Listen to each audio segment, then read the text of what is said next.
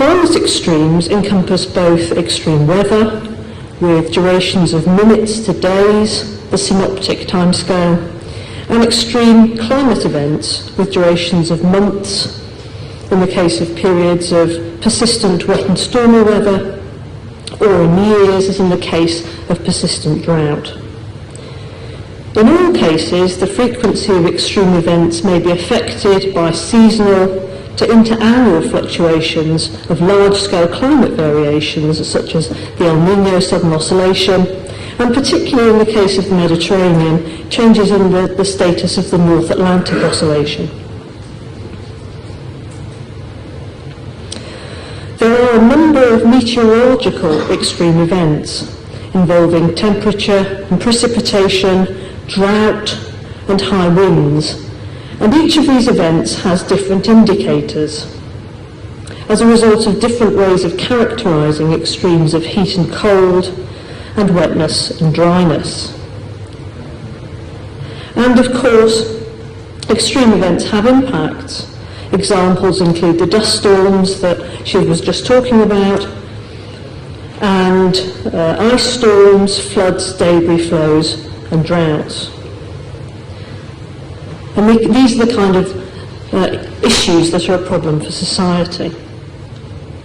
So the definition of extremes then, to create an extreme event you require the length of a record before a frequency distribution can be determined.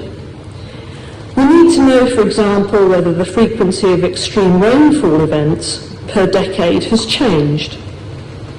In the case of daily rainfall or temperature data, a minimum of 40 years of continuous record is required in order to do this, and this presents certain challenges.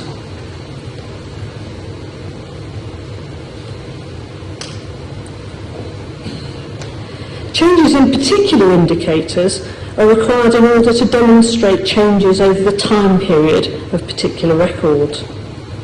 Changes are often expressed relative to a 30-year baseline time period. So again, you need a 30-year time period in order to define a change in extreme events. And of course, the impacts of these extreme weather and climate events may be recorded if they have significant societal consequences in terms of deaths, injuries and damage to infrastructure. And this means that whilst individual events may be reported, the consistency of reporting may also be different. For example, in these pictures you have an example of humans being saved, but you also have an example of livestock being saved.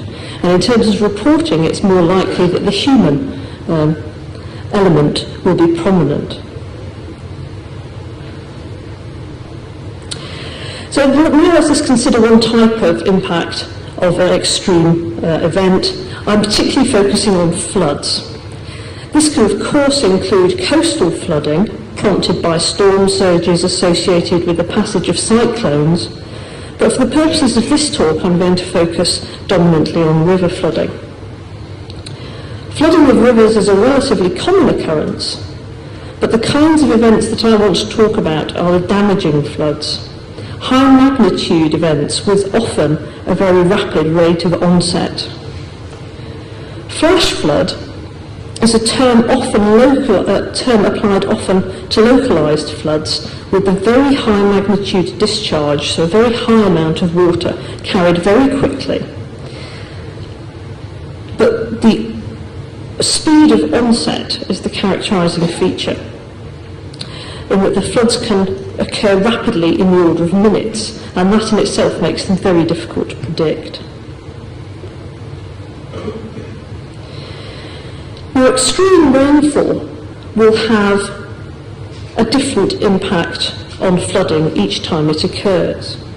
So it's important to note that the impact depends upon a number of different variables, particularly antecedent conditions, how wet it has been in the past 2 or the previous 30 days, what mitigation measures are in place.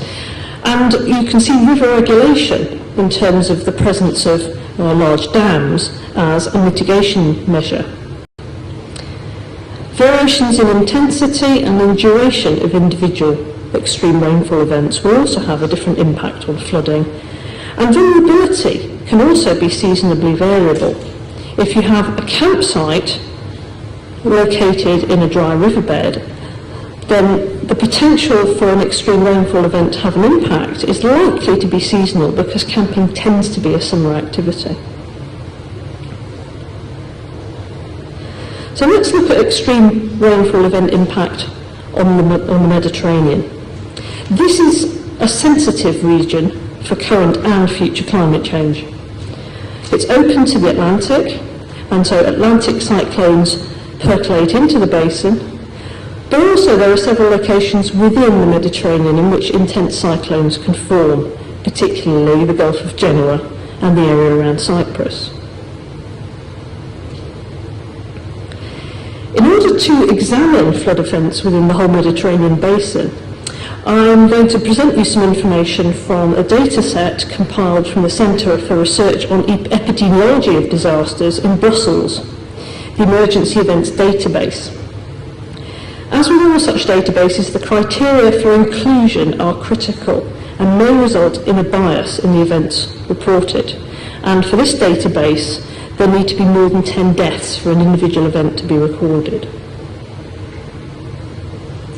The advantage of this database is that it allows us to explore events around the Mediterranean basin, including the predominantly semi-arid to arid areas of North Africa and the Middle East.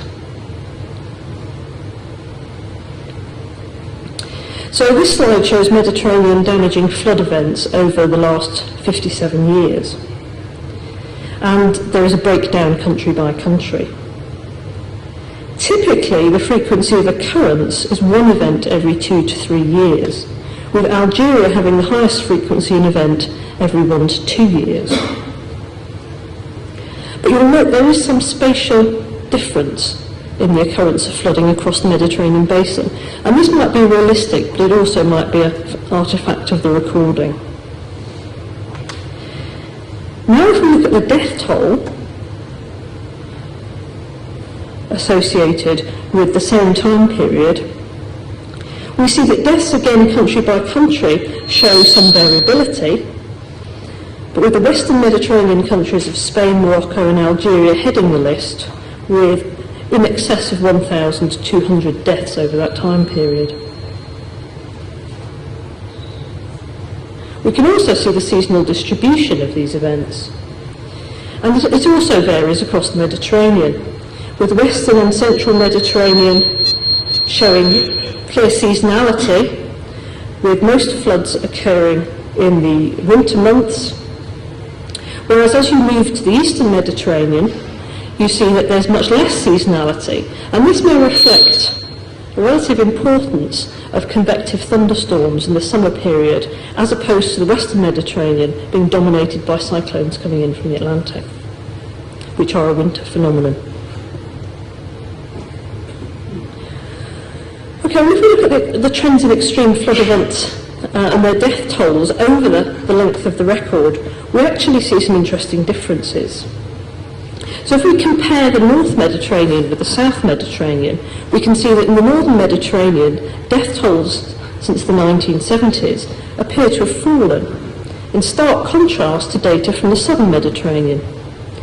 Explanations for this might include increased river regulation in the Northern Mediterranean and a change in vulnerability of increasingly urbanised populations. But the spikes in the graphs are actually associated with flash flood events. And clearly the Southern Mediterranean is a bigger flash flood risk area. But we also see over the time period a change in the frequency of reporting.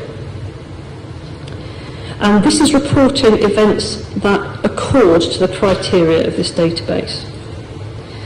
So in both cases, in the North and the South Mediterranean, we see an increase in events reported since the mid-1990s, and particularly in the last 7 years. And this itself might reflect an interest in insurance, an increased interest in insurance, possibly also influenced by an increasing urbanisation and certainly an increase in planning on the floodplain.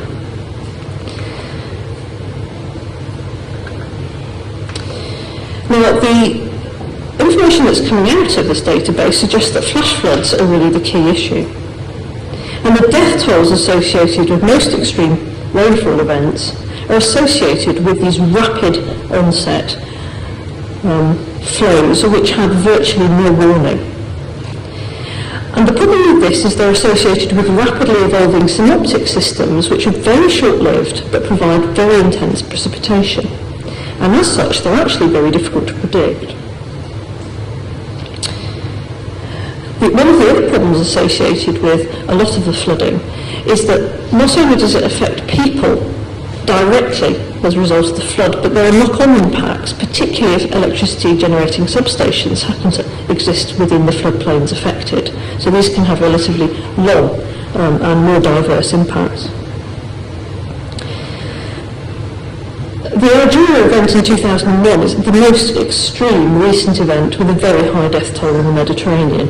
So you can see more than 600 people can die as a result of a single flooding event. So in the context of the Mediterranean, the challenges in terms of understanding past trends in flood events, which helps us to predict future trends, are rooted in the need for improved monitoring.